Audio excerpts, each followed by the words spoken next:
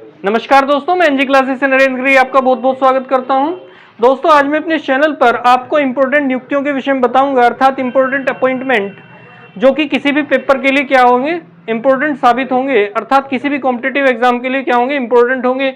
उन अपॉइंटमेंट के विषय में आज यहाँ पर मैं चर्चा करूंगा। तो जो हमारा टॉपिक है उसको देखते हैं। सबसे पहले मैं यहाँ पर लिख देता हूँ टॉपिक का नाम,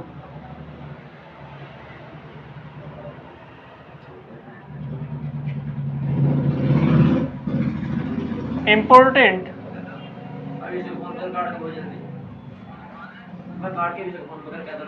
अपॉइंटमेंट।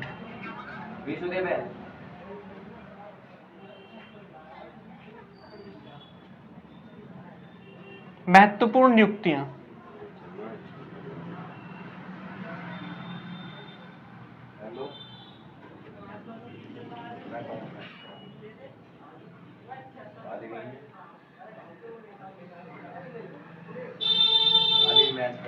महत्वपूर्ण नियुक्तियां। तो इस विषय में आज हम यहाँ पर चर्चा करेंगे कि यहाँ से क्वेश्चन बन जाता है, जैसे पूछ लिया जाता है कि वर्तमान में जो सुप्रीम कोर्ट है उसके जो चीफ जस्टिस है वर्तमान में कौन है और किस नंबर के हैं, इस तरीके से क्वेश्चन बन सकता है। वर्तमान में सेबी के अध्यक्ष कौन है, ऐसे बन सकता है। वर्तमान में नाबार्ड के अध्यक्ष कौन है, इस तरीके के क्वेश्चन मतलब पेपर में पूछे जाते हैं।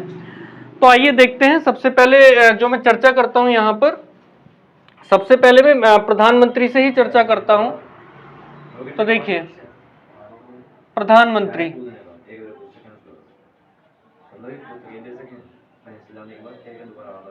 प्रधानमंत्री तो प्रधानमंत्री कौन है, नरेंद्र मोदी।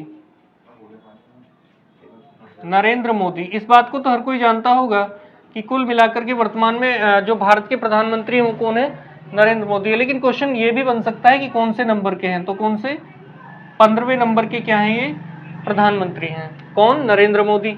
उसके बाद में बात करना चाह रहा हूँ यहाँ से कुछ एक्स्ट्रा बातें। देखिए, यहाँ जो वर्तमान में जो लोकसभा का चल रही है वो कौन सी लोकसभा है, वो है 17वीं लोकसभा। और 2024 में जो इलेक्शन होने वाले हैं, मई में जो इलेक्शन होंगे, वो कौन सी लोकसभा के लिए होंगे, तो 18वीं लोकसभा के लिए क्या होंगे, इलेक्शन होंगे 2024 में। ठीक है, लोकसभा के आम चुनाव कब होने, मई में होने लगभग, मतलब अगले साल 2024 में मई में जो होंगे इलेक्शन होंगे। और वो कौन सी लोकसभा के लिए होंगे, 18वीं लोकसभा। तो वर्तमान लोकसभा कौन सी है, वर्तमान जो लोकसभा है, मैं यहीं पे लिख देता हूं इसको, वर्तमान लोकसभा। वर्तमान जो लोकसभा है वो कौन सी है, 17वीं लोकसभा है। कौन सी, 17वीं। ठीक है, तो 17वीं लोकसभा में जो प्रधानमंत्री बने थे वो कौन, नरेंद्र मोदी। और वर्तमान में कौन है, नरेंद्र मोदी जी ही हैं।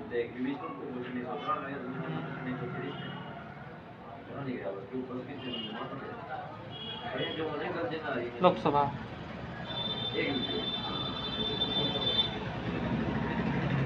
ठीक है, और मैं आपको एक बात और बताना चाह रहा हूँ कि संसद जो भारतीय संविधान में है वो किस आर्टिकल में आती है, तो भाग 5 में संसद का जिक्र है। भाग 5 और आर्टिकल 79 में किसको बोला गया है कि एक संसद होगी भारत के लिए, और जो कि किससे मिलकर के बनेगी, लोकसभा, राज्यसभा और राष्ट्रपति से मिलकर के बनेगी। तो यह, यदि मैं आपको एक इंपॉर्टेंट बात बताऊं कि कुल मिलाकर के जो संसद के अंग, यदि क्वेश्चन पेपर में पूछा गया है कि संसद के कितने अंग होते हैं, तो संसद के जो अंग होते हैं वो होते 3। कौन कौन से, लोकसभा, राज्यसभा और राष्ट्रपति। और यदि क्वेश्चन पेपर में बन रहा है कि संसद के कितने सदन होते हैं, तो सदन होते हैं 2, एक तो लोकसभा और एक कौन सा होता है, राज्यसभा। यदि अंग की बात की जा रही है तो 3 अंग होते हैं संसद के। कौन कौन से, लोकसभा, राज्यसभा और राष्ट्रपति। लोकसभा की यदि हम बात करें तो लोकसभा भारतीय संविधान में आर्टिकल 81 में आती है, राज्यसभा आर्टिकल 80, और जो संसद आती है वो 79 अर्थात 79वें आर्टिकल में किसका जिक्र किया गया है, संसद का जिक्र किया गया है। तो देखिए यहाँ पर यदि मैं यहाँ पर लिखूं इस बात को, संसद के विषय में यदि मैं बताऊं आपको थोड़ा सा, संसद, तो संसद के विषय में देखिए यहाँ पर संसद किस आर्टिकल में आती है, संसद आती है 79। और संसद के जो सदन हैं, सदन, संसद के कितने सदन हैं, 2 सदन हैं, एक लोकसभा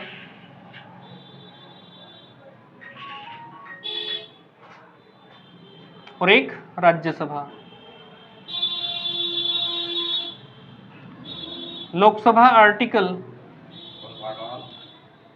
81 में आती है, जबकि राज्यसभा आर्टिकल 80 में आती है। ठीक है, और यदि बात कर ली जाए किसकी, ये तो सदन हो गए, और यदि बात कर ली जाए किसकी, अंग, अंग कितने होते हैं, तो अंग होते हैं 3। कितने अंग होते हैं संसद के, 3 अंग होते हैं।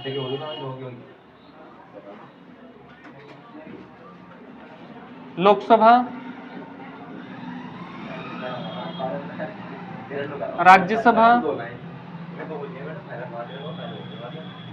और प्रधानमंत्री, सॉरी राष्ट्रपति।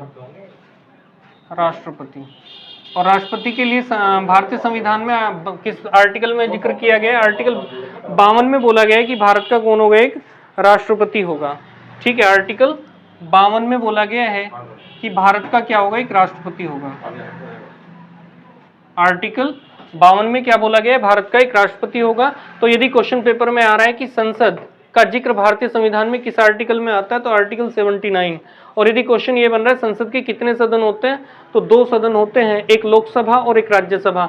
और यदि आर्टिकल से क्वेश्चन बन रहा है कि भारतीय संविधान में लोकसभा किस आर्टिकल के तहत शामिल की गई है, तो आर्टिकल 81 अर्थात 81। और राज्यसभा किस आर्टिकल में आती है, तो आर्टिकल 80। और यदि क्वेश्चन पेपर में बन रहा है संसद के कितने अंग होते हैं, तो अंग कितने होते हैं, 3 अंग होते हैं, लोकसभा, राज्यसभा और राष्ट्रपति। और राष्ट्रपति के विषय में मैंने आपको बताया, राष्ट्रपति के विषय में वैसे बहुत सारे आर्टिकल हैं। जब मैं मतलब प्रॉपर रूप से कॉन्स्टिट्यूशन में पढ़ाऊंगा राष्ट्रपति वाला टॉपिक, तो उसमें बताऊंगा कि कहाँ कहाँ राष्ट्रपति शामिल है। वैसे आर्टिकल 52 से स्टार्ट होता है, तो प्रॉपर रूप से तो आर्टिकल 62 तक किसका जिक्र है, राष्ट्रपति का जिक्र है। और कुछ आर्टिकल्स में और भी क्या मिलता है, राष्ट्रपति मिलता है। और साफ साफ आर्टिकल 52 में बोला गया है भारत का क्या होगा, एक राष्ट्रपति होगा। ठीक है, आर्टिकल 52 में। चलिए, संसद के विषय में बातें थी। तो वर्तमान में कौन सी संसद है, लोकसभा है, तो कौन सी, 17वीं लोकसभा। और प्रधानमंत्री कौन है, नरेंद्र मोदी, जो कि 15वें नंबर के हैं। ठीक है, चलिए आगे यदि हम बात करूं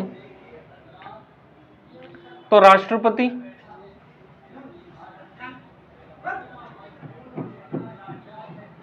राष्ट्रपति तो वर्तमान में जो भारत की राष्ट्रपति हैं वो कौन है, द्रौपदी मुर्मू। द्रौपदी मुर्मू,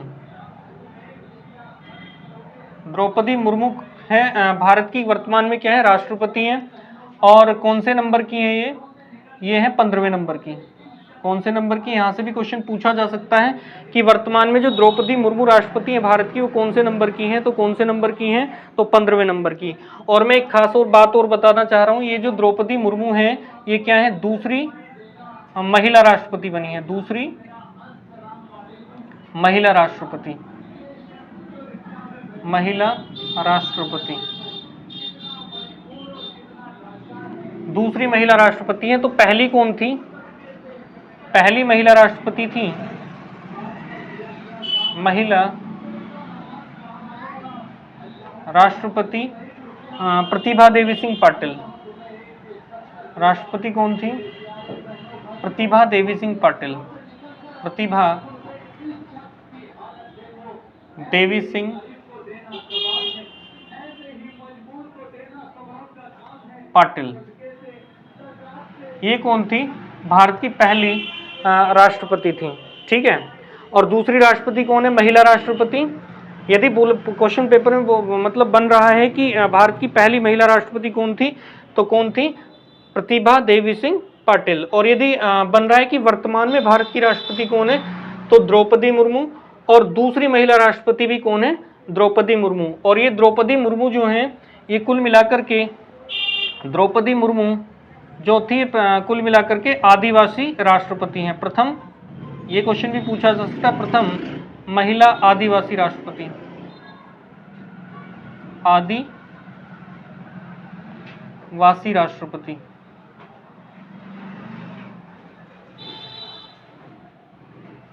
कौन, यही द्रौपदी मुर्मू। चलिए आगे। और मैंने आपको बताया, यहाँ पर बता दिया कि राष्ट्रपति का जिक्र भारतीय संविधान में किस आर्टिकल में किया गया है, आर्टिकल 52। और आर्टिकल 52 से भी आर्टिकल 53, 54, 55 इस तरीके से 56 और कहाँ तक 62 तक क्या है, राष्ट्रपति का ही मतलब संविधान में क्या है, जिक्र है। और भाग 5। चलिए आगे। उसके बाद में मैं चर्चा करता हूँ किसकी, थर्ड उपराष्ट्रपति। उपराष्ट्रपति। तो वर्तमान में जो भारत के उपराष्ट्रपति हैं वो हैं जगदीप धनखड़। कौन है? जगदीप धनखड़।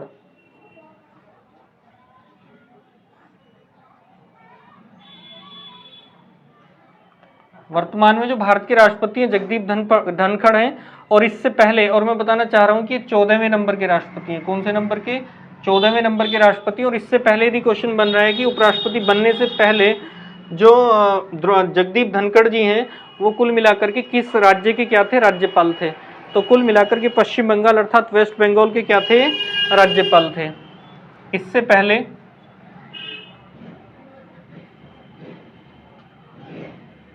ये पश्चिम बंगाल राज्य के राज्यपाल थे। राज्यपाल थे। तो भारतीय संविधान में उपराष्ट्रपति के लिए जो जिक्र किया गया है, भारतीय संविधान में उपराष्ट्रपति के लिए प्रॉपर रूप से जिक्र किया गया आर्टिकल 63 से। कहां से किया गया? आर्टिकल 63 से। फिर 64-65 में भी किसका जिक्र है? राष्ट्रपति के मतलब जिक्र है। ठीक है। तो ये उपराष्ट्रपति वर्तमान में कौन है? जगदीप धनखड़। और कौन से नंबर के? 14वें नंबर के। और इससे पहले क्या थे? ये पश्चिम बंगाल के क्या थे? राज्यपाल थे। चलिए आगे बात करता हूं कुछ इंपॉर्टेंट बातें इन तीनों चीजों से, इन तीनों से, प्रधानमंत्री, राष्ट्रपति और उपराष्ट्रपति से। नोट पॉइंट करके लिख रहा हूं मैं यहां पर। इनकी एज से कभी कभी क्वेश्चन बन जाता है कि प्रधानमंत्री बनने के लिए न्यूनतम आयु कितनी होनी चाहिए, राष्ट्रपति बनने के लिए न्यूनतम आयु कितनी होनी चाहिए, और उपराष्ट्रपति बनने के लिए न्यूनतम आयु कितनी होनी चाहिए। इस तरीके की भी क्वेश्चन पेपर में बनते हैं जो कि इंपॉर्टेंट होते हैं। देखिए यहां पर पहला नोट पॉइंट क्या लिखने वाला हूं यहां पर, और प्रधानमंत्री बनने के लिए न्यूनतम आयु, प्रधानमंत्री नियुक्त होने के लिए, प्रधानमंत्री बनने के लिए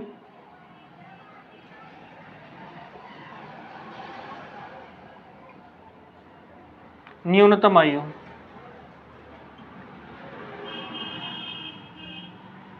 कितनी डिसाइड की गई है? 25 ईयर। कितनी?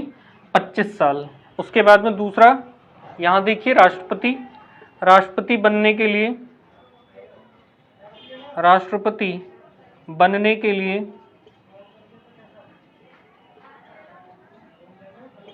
न्यूनतम आयु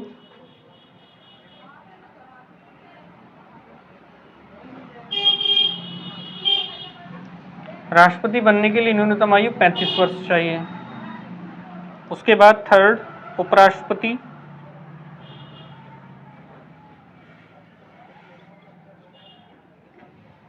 बनने के लिए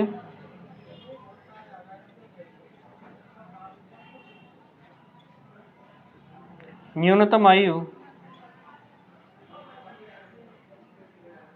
भी कितनी निर्धारित की गई है? 35 साल। उसके बाद में एक पॉइंट एक्स्ट्रा मैं यहां पर लिख रहा हूं, 2 पॉइंट। एक पॉइंट बन जाता है कि राज्यपाल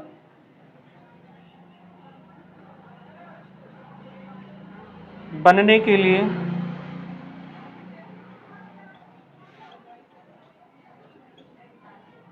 न्यूनतम आयु, तो राज्यपाल बनने के लिए न्यूनतम आयु भी कितनी होनी चाहिए? 35 साल। उसके बाद में एक क्वेश्चन बन जाता है राज्यसभा का सदस्य बनने के लिए, राज्यसभा का सदस्य बनने के लिए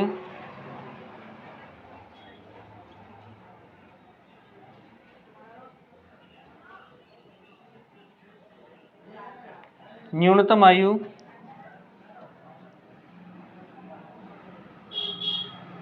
कितनी होनी चाहिए? 30 साल।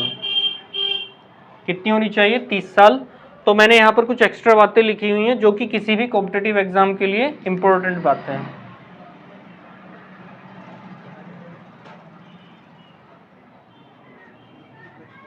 इंपॉर्टेंट किसी भी कॉम्पिटिटिव एग्जाम के लिए। तो प्रधानमंत्री बनने के लिए न्यूनतम आयु कितनी होनी चाहिए? 25 वर्ष। राष्ट्रपति बनने के लिए न्यूनतम आयु कितनी होनी चाहिए? 35 वर्ष। उपराष्ट्रपति बनने के लिए न्यूनतम आयु कितनी होनी चाहिए? 35 वर्ष। राज्यपाल बनने के लिए भी मतलब न्यूनतम आयु कितनी होनी चाहिए? 35 वर्ष। लेकिन राज्यसभा का सदस्य बनने के लिए, राज्यसभा सदस्य बनने के लिए न्यूनतम आयु कितनी होनी चाहिए? 30 साल। देखिए यहां पर एक बात और बताना चाह रहा हूं उपराष्ट्रपति से, यहीं पे मैं लिख देता हूं इस बात को कि उपराष्ट्रपति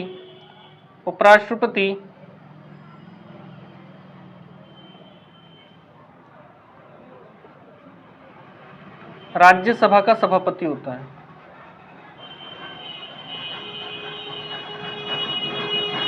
का सभापति होता है। और किस आर्टिकल के तहत? आर्टिकल 64। आर्टिकल 64 साफ साफ ये बात बोलता है कि उपराष्ट्रपति क्या होगा? राज्यसभा का सभापति होगा।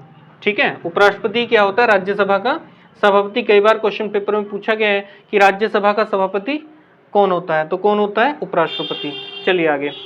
अब यदि हम बात करूं कि ये जो लोकसभा है और राज्यसभा, लोकसभा का अध्यक्ष होता है और राज्यसभा का सभापति होता है, और लोकसभा में महासचिव भी होता है और राज्यसभा में होता है उपसभापति। तो इनके विषय में मैं चर्चा कर लेता हूं यहाँ पर, यहीं पे मैं लिख देता हूं यहाँ पर। देखिए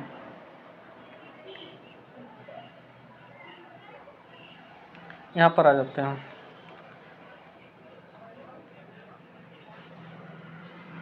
लोकसभा, वर्तमान लोकसभा अध्यक्ष कौन है? वर्तमान लोकसभा अध्यक्ष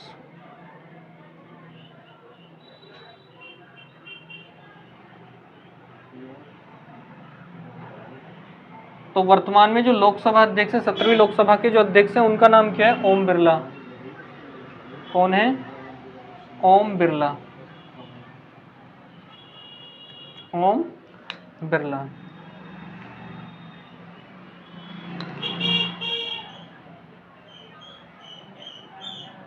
5 पे आते हैं। देखिए इसके विषय में डिटेल में चर्चा करूंगा जब मैं लोकसभा वगैरह पढ़ाऊंगा कॉन्स्टिट्यूशन में। वर्तमान लोकसभा अध्यक्ष कौन है? ओम बिरला। और लोकसभा अध्यक्ष के विषय में प्रॉपर रूप से चर्चा करेंगे, डिटेल में चर्चा करेंगे जब मैं कुल मिलाकर के क्या पढ़ाऊंगा? संसद के विषय में, अर्थात लोकसभा के विषय में मैं आपको पढ़ाऊंगा डिटेल में अलग से। ठीक है, चलिए आगे। वर्तमान लोकसभा महासचिव, लोकसभा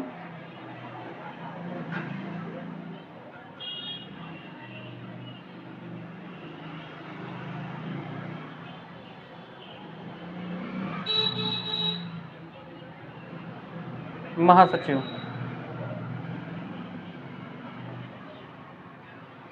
तो वर्तमान में जो लोकसभा के महासचिव हैं वो हैं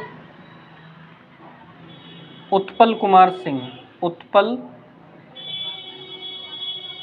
कुमार सिंह। उत्पल कुमार सिंह। तो देखिए यहां से क्वेश्चन बन सकता है कि वर्तमान में लोकसभा का अध्यक्ष कौन है? तो ओम बिरला। या ये बोल सकते हैं कि 17वीं लोकसभा के अध्यक्ष कौन है? तो ओम बिरला। या क्वेश्चन बन सकता है वर्तमान लोकसभा के महासचिव कौन है? तो वर्तमान लोकसभा के जो महासचिव हैं वो कौन है? उत्पल कुमार सिंह। ठीक है, अध्यक्ष अलग होता है और महासचिव अलग होता है, इस बात में अंतर करना सीखिए। चलिए आगे। तो देखिए ये मैंने आपको बताया है। अब आगे चलते हैं, अगली नियुक्ति की बात करता हूं मैं यहां पर। आप इसका स्क्रीनशॉट ले सकते हैं।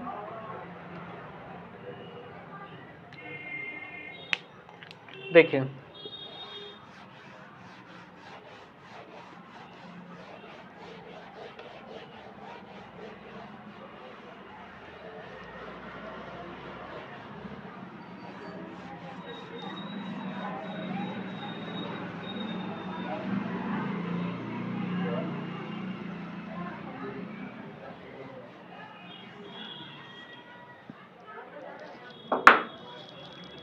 आगे बात करता हूं मैं यहां पर अटॉर्नी जनरल की। वर्तमान में जो अटॉर्नी जनरल हैं मतलब वो कौन है? अटॉर्नी जनरल मतलब महान्यायवादी। वर्तमान में महान्यायवादी कौन है? वर्तमान महान्यायवादी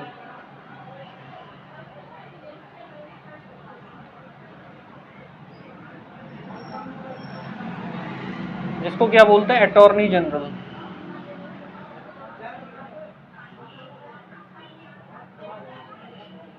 जनरल ऑफ इंडिया।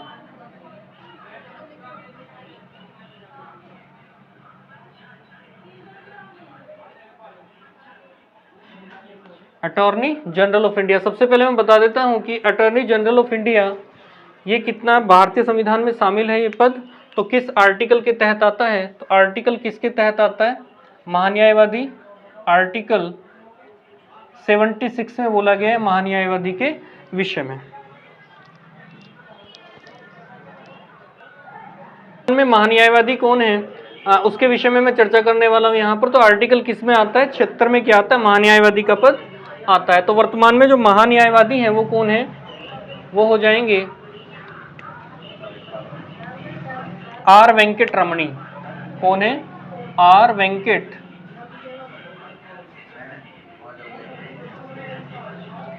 रमणी। कौन है वर्तमान में,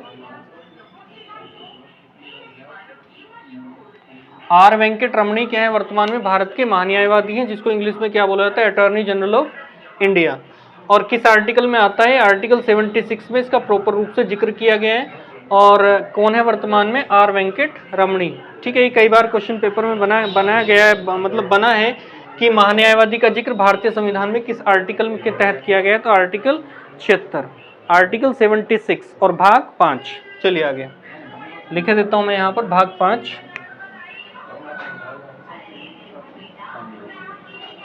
चलिए आगे अगला पद देख लेते हैं, अगली नियुक्ति। अगली नियुक्ति के विषय में बात करूं तो कैग, जिसको बोलते हैं भारत का नियंत्रक एवं महालेखा परीक्षक। भारत का नियंत्रक एवं महालेखा परीक्षक।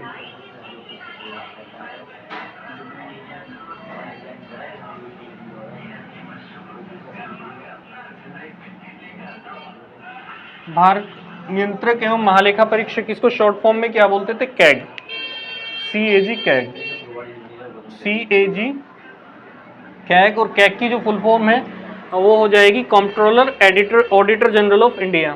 कंट्रोलर लिखे देता हूं मैं इसकी फुल फॉर्म, चलो यहीं पे लिख देता हूं, controller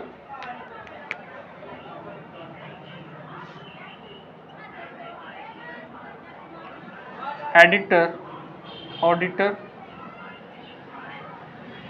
general of India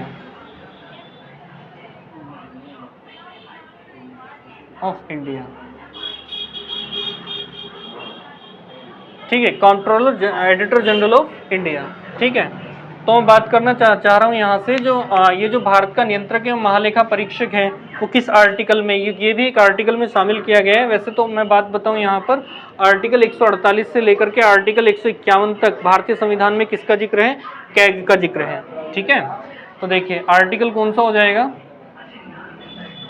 article हो जाएगा 148 से लेकर के 151 अर्थात 151 आर्टिकल में क्या शामिल है, भारत का महान्यायवादी। और वर्तमान में जो भारत के महान्यायवादी हैं, वर्तमान में जो भारत के महान्यायवादी हैं, वर्तमान में कौन है, वर्तमान में है गिरीश चंद्र मुर्मू जी। कौन है, गिरीश चंद्र मुर्मू, गिरीश चंद्र मुर्मू। कौन है, वर्तमान में भारत के क्या है, नियंत्रक एवं महालेखा परीक्षक हैं। चलिए आगे, तो मैंने आपको बताया महान्यायवादी, ये भी आर्टिकल 76 में आता है, भाग 5। वर्तमान में कौन है, आर वेंकट रमणी। और भारत का नियंत्रक एवं महालेखा परीक्षक, जिसको शॉर्ट फॉर्म में क्या बोल दिया जाता है, कैग। और कैग की फुल फॉर्म क्या है, controller auditor general of India. और आर्टिकल किस में आता है, आर्टिकल 148 से लेकर के 151 तक किसका जिक्र किया गया, भारत के नियंत्रक एवं महालेखा परीक्षक का जिक्र किया गया। और ये भी भाग 5 का ही विषय है। भाग 5। और वर्तमान में कौन है, गिरीश चंद्र मुर्मू। कौन है वर्तमान में, controller editor general of India है। ठीक है, चलिए आगे, उसके मैं बाद में कर लेता हूं CDS की बात। CDS, ठीक है, CDS जो वर्तमान में जो भारत के जो CDS हैं वो कौन है, chief defence of staff, chief of defence staff, CDS। वर्तमान CDS, CDS, इसकी फुल फॉर्म क्या हो जाएगी? Chief of defence staff.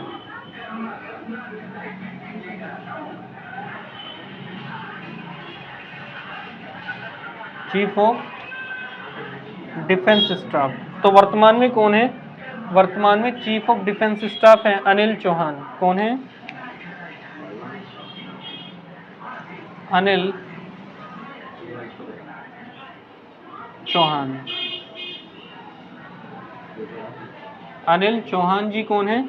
वर्तमान में CDS है, चीफ ऑफ डिफेंस स्टाफ, और ये दूसरे नंबर के हैं। कौन से हैं ये? दूसरे नंबर के हैं। ठीक है, इससे पहले कौन रहे थे जिनकी मृत्यु हो गई थी? मतलब एक विमान हादसे में अरुणाचल प्रदेश में, और उनका नाम था, प्रथम कौन थे? प्रथम थे विपिन रावत।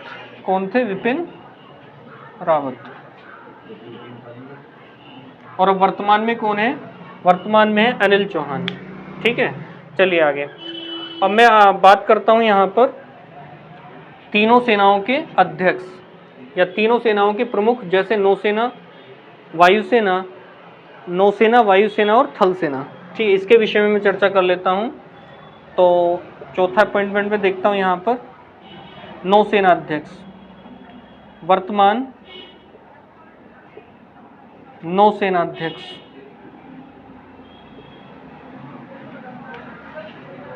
या नौसेना प्रमुख।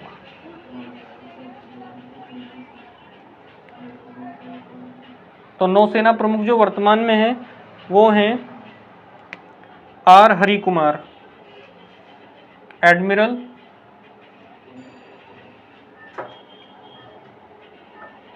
आर हरि कुमार।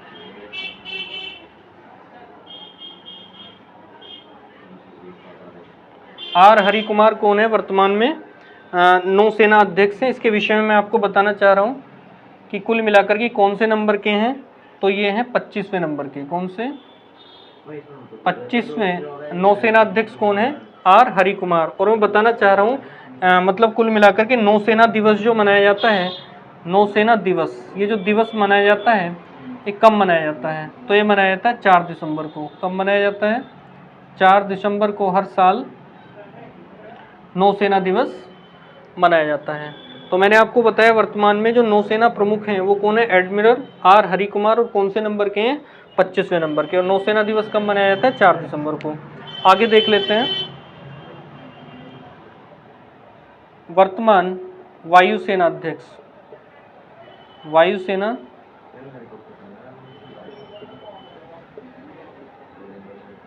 अध्यक्ष या प्रमुख,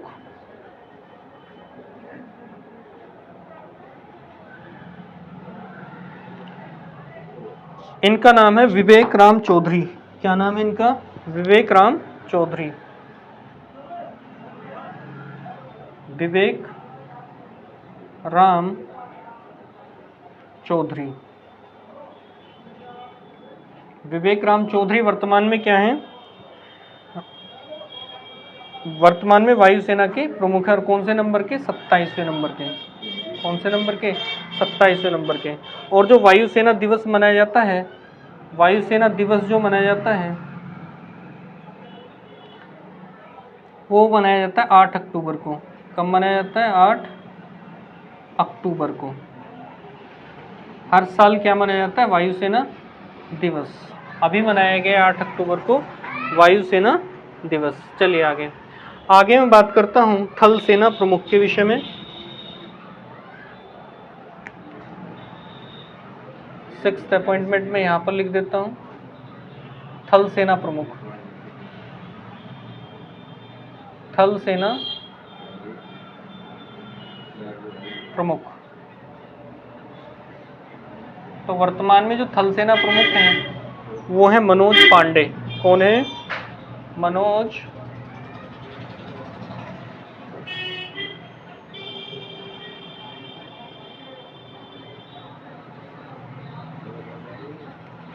पांडे वर्तमान में कौन है? थल सेना प्रमुख है। और थल सेना दिवस जो मनाया जाता है और कौन से नंबर के हैं? 29वें नंबर के। कौन से? 29वें नंबर के कौन है? मनोज पांडे। और थल सेना दिवस जो मनाया जाता है वो कब मनाया जाता है? वो मनाया जाता है हर साल 15 जनवरी को। हर साल 15 जनवरी को कौन सा दिवस मनाया जाता है? थल सेना दिवस। तो देखिए यहाँ पर मैंने इस मतलब यहाँ पर क्या बताया आपको, वर्तमान महान्यायवादी कौन है, अर्थात अटॉर्नी जनरल ऑफ इंडिया कौन है वर्तमान में? आर वेंकट रमनी। और इसका जो पद है महान्यायवादी का पद भारतीय संविधान में किस आर्टिकल के तहत आता है? तो आर्टिकल 76 और भाग 5। आगे चलिए, भारत का नियंत्रक एवं महालेखा परीक्षक, जिसको इंग्लिश मतलब शॉर्ट फॉर्म में क्या बोलते हैं? कैग। और एक इसकी जो मतलब पूर्ण रूप हो जाएगा, फुल फॉर्म हो जाएगी, वो क्या हो जाएगा? Controller auditor general of India. और ये भी क्या एक संवैधानिक पद है। और कुल मिलाकर के भारतीय संविधान में आर्टिकल 148 से लेकर के आर्टिकल 151 तक भारतीय संविधान में इसका जिक्र किया गया, और यहाँ पर भी भाग 5। और वर्तमान में जो कैग हैं, वर्तमान कैग हैं जो भारत के, वो कौन है? गिरीश चंद्र मुर्मू। उसके बाद में वर्तमान CDS chief of defence staff वर्तमान में कौन है? अनिल चौहान है, जो कि दूसरे नंबर के। और प्रथम कौन थे? विपिन रावत, जिनकी विमान हादसे में क्या हो गई थी? अरुणाचल प्रदेश में मृत्यु हो गई थी। उसके बाद में अनिल चौहान दूसरे नंबर के क्या बनाए गए हैं? CDS बनाए गए हैं। उसके बाद में मैंने चर्चा की है तीनों सेनाओं की, जैसे वर्तमान नौसेना प्रमुख कौन है? एडमिरल आर हरिकुमार, जो कि 25वें नंबर के हैं। उसके बाद में मैंने यहाँ पर लिखा है दिवस, नौसेना दिवस कब मनाया जाता है? 4 दिसंबर को मनाया जाता है। उसके बाद में वर्तमान में जो वायुसेना प्रमुख हैं वे हैं विवेक राम चौधरी, और कौन से नंबर के हैं? 27वें नंबर के हैं। और दिवस कौन सा है, मतलब वायुसेना दिवस कब मनाया जाता है? 8 अक्टूबर को मनाया जाता है। और यहाँ पर मैंने लिखा थल सेना प्रमुख, जो कि वर्तमान में कौन है? मनोज पांडे हैं। और कौन से नंबर के हैं? 29वें नंबर के। और जो थल सेना दिवस मनाया जाता है वो कब मनाया जाता है? 15 जनवरी को। चलिए आगे, इसका आप स्क्रीनशॉट ले सकते हैं।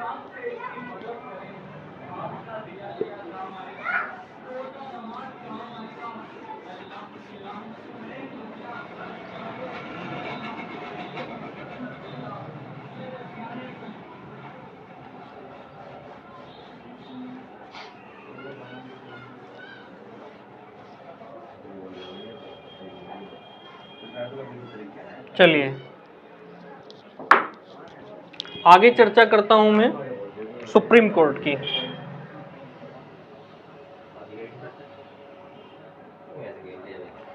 भारत का सर्वोच्च न्यायालय, भारत का सर्वोच्च न्यायालय,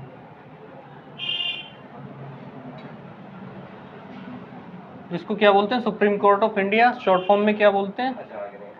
SC, सुप्रीम कोर्ट। क्या बोल देंगे?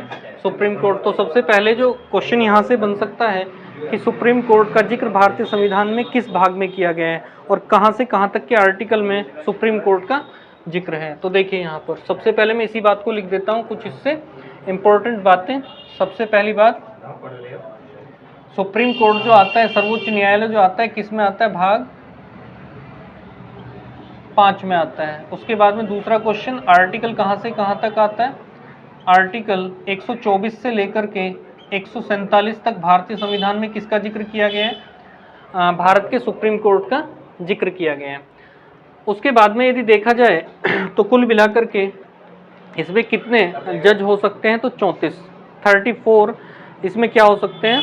जज हो सकते हैं। एक मुख्य न्यायाधीश होता है इन 34 में ही। मतलब बोला गया है कि कुल वर्तमान स्थिति की यदि बात करें, वैसे तो लिखा गया है मतलब 7+1, जो यदि हम कॉन्स्टिट्यूशन में देखें तो आर्टिकल 124 में साफ साफ लिखा हुआ है कि सर्वोच्च न्यायालय में मुख्य न्यायाधीशों की जो संख्या होगी वो कितनी होगी? 1+7, अर्थात एक मुख्य न्यायाधीश और 7 अन्य न्यायाधीश।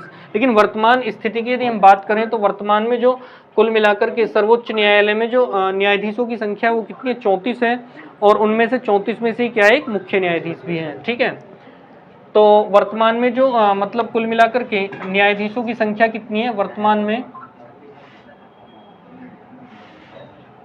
न्यायाधीशों की संख्या, न्यायाधीशों की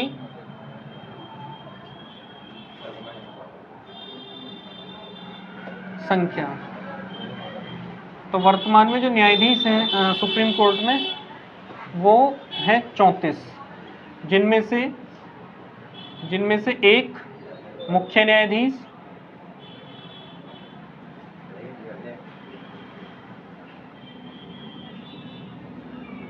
और 33 अन्य न्यायाधीश।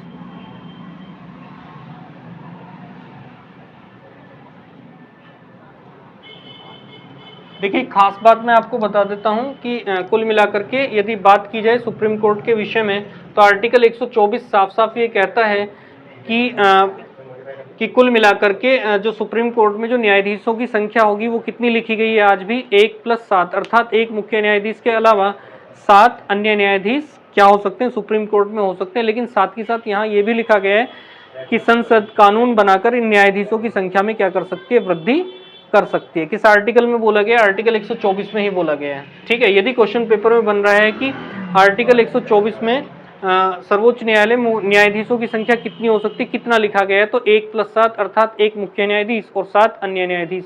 लेकिन यदि वर्तमान परिदृश्य की हम बात करें तो वर्तमान में जो सुप्रीम कोर्ट में जजेस की संख्या है वो कितनी है, 34, जिसमें से क्या एक मुख्य न्यायाधीश और क्या है 33 अन्य न्यायाधीश। चलिए आगे, उसके बाद चलते हैं।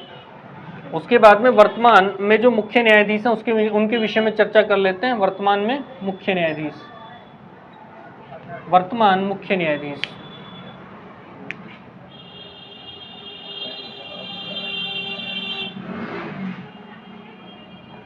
मुख्य न्यायाधीश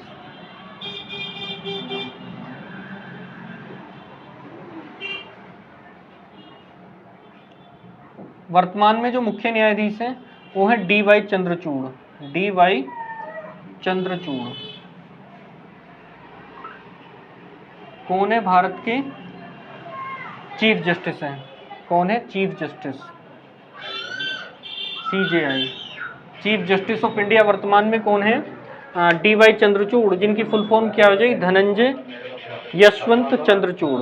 ठीक है, इनके पिताजी भी क्या रहे हैं, सुप्रीम कोर्ट में मुख्य न्यायाधीश रह चुके हैं, वाई.वी. चंद्रचूड़, जिनका कार्यकाल सबसे ज्यादा समय तक अब तक रहा है 7 साल, वाई.वी. चंद्रचूड़ का। ठीक है, वाई.वी. चंद्रचूड़ का। और ये इनके लड़के हैं डी.वाई. चंद्रचूड़, जो वर्तमान में क्या है 50वें नंबर के क्या है, मुख्य न्यायाधीश है। कौन से नंबर के, 50वें। 50वें मुख्य न्यायाधीश कौन है, डी.वाई. चंद्रचूड़, सुप्रीम कोर्ट में। ठीक है, चलिए, तो ये कुछ बातें थी किससे, सर्वोच्च न्यायालय से। वैसे मैंने सर्वोच्च न्यायालय के विषय में 4 वीडियो अपने इस चैनल पर डाली हुई हैं, आप उनको देख सकते हैं। तो चलिए आगे बात करते हैं। अगला जो मैं यहाँ पर टॉपिक मतलब नियुक्ति ले रहा हूँ यहाँ पर, वो है RBI, reserve bank of India, Bharat का रिजर्व बैंक, अर्थात देखिए यहाँ पर RBI, reserve bank of India, जिसे बैंकों का बैंक कहते हैं, रिजर्व बैंक, इंग्लिश में लिखे देता हूँ मैं यहाँ पर, reserve bank of India, bank of India, reserve bank of India. ठीक है, RBI की फुल फॉर्म हो जाएगी। और यदि मैं वर्तमान की बात करूं RBI के विषय में, तो RBI की फुल फॉर्म हो गई। और वर्तमान में यदि बात करूं तो वर्तमान में इसके गवर्नर कौन है, वर्तमान गवर्नर, तो वर्तमान में जो RBI के गवर्नर हैं वो है शक्तिकांत दास। शक्तिकांत दास वर्तमान में क्या है, RBI के गवर्नर हैं। कौन है, शक्तिकांत दास। मैं आपको बता देता हूं कि RBI की जो स्थापना हुई थी, एक समिति बनाई गई थी RBI की स्थापना के लिए। कुछ अन्य बातें मैं RBI से बता रहा हूं यहाँ पर, गवर्नर के अलावा, वर्तमान चीज़ों के अलावा क्या बताना चाह रहा हूँ मैं, RBI से संबंधित कुछ इंपॉर्टेंट बातें। तो किस समिति की, ये क्वेश्चन कई बार पेपर में बना हुआ है कि RBI की जो स्थापना हुई थी किस समिति की सिफारिश पर हुई थी। तो RBI की स्थापना हिल्टन यंग कमेटी की सिफारिश पर की गई थी। हिल्टन यंग कमेटी या समिति की सिफारिश पर की गई थी।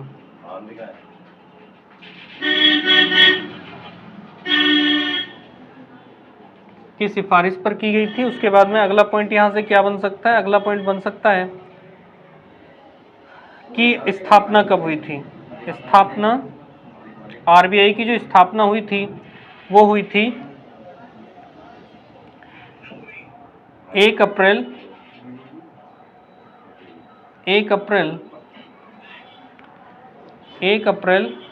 1935 को। कब हुई थी? 1 अप्रैल 1935 को क्या हुई थी? आरबीआई की स्थापना। उसके बाद आरबीआई का जो राष्ट्रीयकरण हुआ था, जो आरबीआई का राष्ट्रीयकरण हुआ था वो हुआ था 1 जनवरी 1949 को। 1 जनवरी 1949 को किसका राष्ट्रीयकरण हुआ था? आरबीआई का। यदि स्थापना से क्वेश्चन बन रहा है तो 1 अप्रैल 1935 को आरबीआई की स्थापना हुई थी और राष्ट्रीयकरण कब हुआ था? 1 जनवरी 1949 को। और क्या क्वेश्चन यहाँ से बन सकता है? प्रथम गवर्नर कौन थे इसके? प्रथम गवर्नर जो थे इनके वो थे ऑब्सबॉर्न स्मिथ। ऑब्सबॉर्न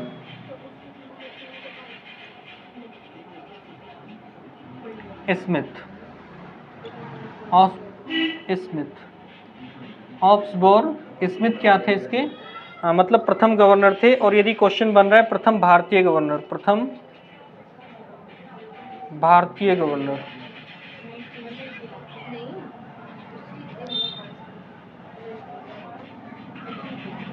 तो प्रथम भारतीय गवर्नर कौन थे? सीडी देशमुख। कौन थे? सीडी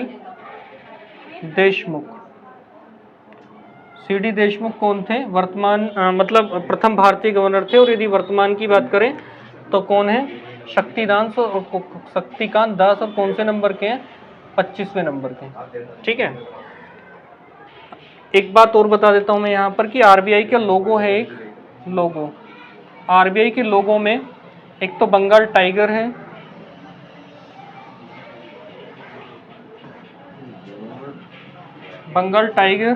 और दूसरा है ताड़ का पेड़। ये क्वेश्चन भी पेपर में बना हुआ है, ताड़ का पेड़।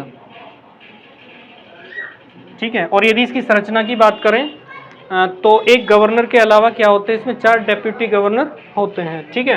तो ये था आरबीआई।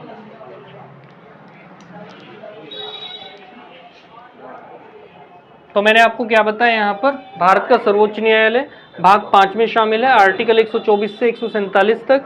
वर्तमान में जो मुख्य न्यायाधीश हैं इसके, वर्तमान में जो न्यायाधीशों की संख्या वो कितनी है? 34, जिनमें एक मुख्य न्यायाधीश होता है और 33 क्या होते हैं? अन्य न्यायाधीश होते हैं। और वर्तमान में जो मुख्य न्यायाधीश है डीवाई चंद्रचूड़ अर्थात धनंजय यशवंत चंद्रचूड़ क्या है? भारत के क्या है? न्यायाधीश हैं। और कौन से नंबर के हैं? 50वें नंबर के सीजीआई हैं। कौन?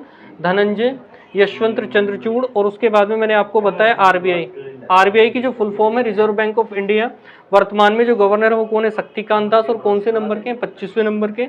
आरबीआई की जो स्थापना हुई थी किस समिति की सिफारिश पर हुई थी? तो हिल्टन यंग कमेटी की सिफारिश पर हुई थी। स्थापना कब हुई थी? 1 अप्रैल 1935 को। राष्ट्रीयकरण कब हुआ था इसका? 1 जनवरी 1949 को। और प्रथम गवर्नर कौन है? ऑब्सबॉर्न स्मिथ। और प्रथम भारतीय गवर्नर यदि पूछा गया, यदि भारतीय लगा हुआ है तो सीडी देशमुख, और यदि प्रथम गवर्नर ही लिखा हुआ है तो ऑब्सबॉर्न स्मिथ। और यहाँ पर लोगों के विषय में मैंने आपको बताया कि आरबीआई का जो लोगो है उसके अंदर क्या क्या चीजें हैं? ताड़ का पेड़ है और बंगाल टाइगर इसके अंदर है। ठीक है। चलिए आगे।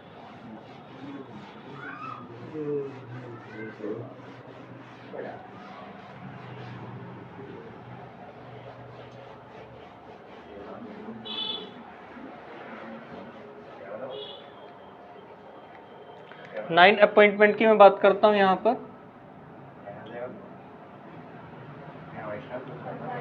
ओबीसी आयोग का अध्यक्ष वर्तमान में ओबीसी अर्थात अन्य पिछड़ा वर्ग ही लिख देता हूं, राष्ट्रीय पिछड़ा वर्ग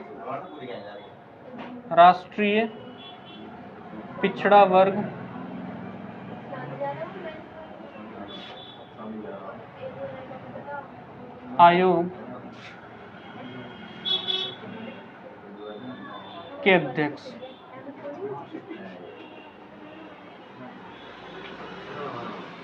ठीक है। वर्तमान में राष्ट्रीय पिछड़ा वर्ग आयोग के जो अध्यक्ष हैं उनका नाम है हंसराम गंगाराम अहीर।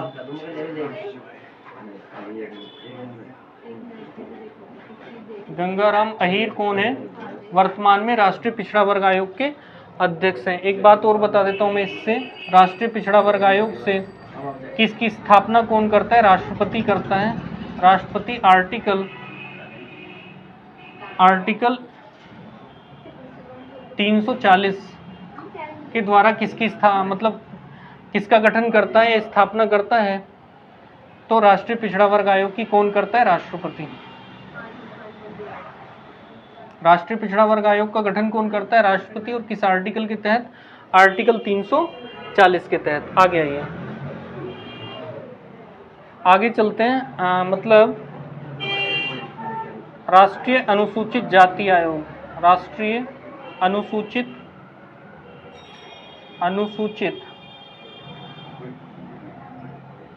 जाति आयोग के अध्यक्ष।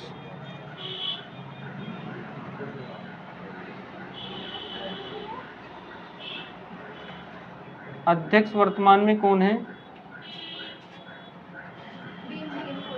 विजय सांपला। विजय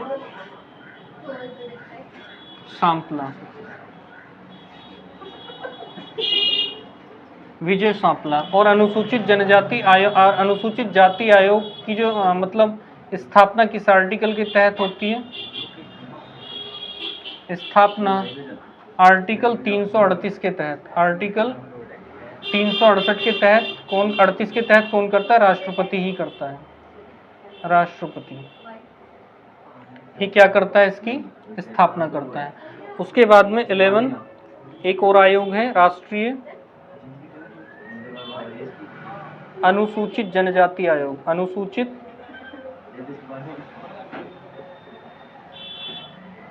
जनजाति आयोग।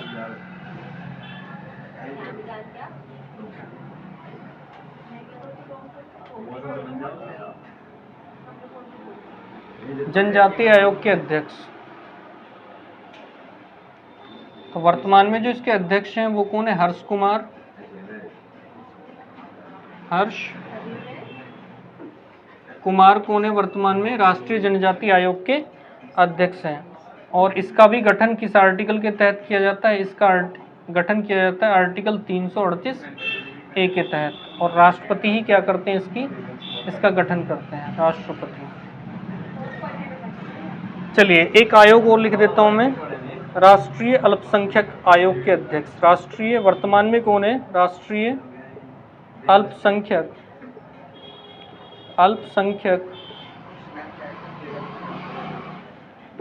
आयोग के अध्यक्ष।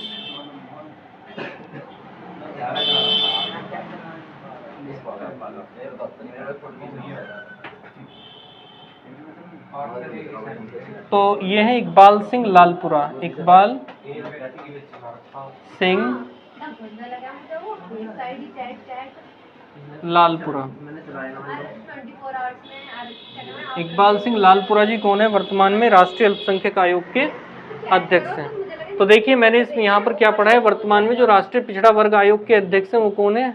हंसराज गंगाराम अहीर। और इसकी जो मतलब गठन किया जाता है, राष्ट्रीय पिछड़ा वर्ग आयोग का गठन आर्टिकल 340 के तहत कौन करते हैं? राष्ट्रपति करते हैं। उसके बाद में राष्ट्रीय अनुसूचित जाति आयोग, राष्ट्रीय अनुसूचित जनजाति आयोग, जिसको क्या बोलते हैं? SC।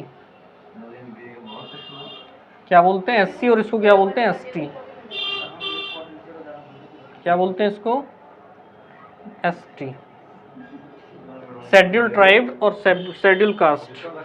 तो राष्ट्रीय अनुसूचित जाति आयोग के अध्यक्ष वर्तमान में विजय सांपला हैं और इसकी स्थापना आर्टिकल 338 के तहत की जाती है। और कौन करता है? राष्ट्रपति करता है।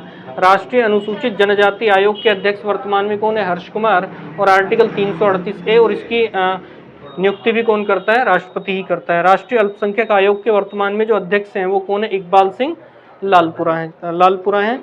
ठीक है। तो दोस्तों मैं आशा करता हूं कि वीडियो आपको पसंद आया होगा, क्योंकि ये वीडियो किसी भी कॉम्पिटिटिव एग्जाम के लिए इम्पोर्टेंट साबित होगा। धन्यवाद।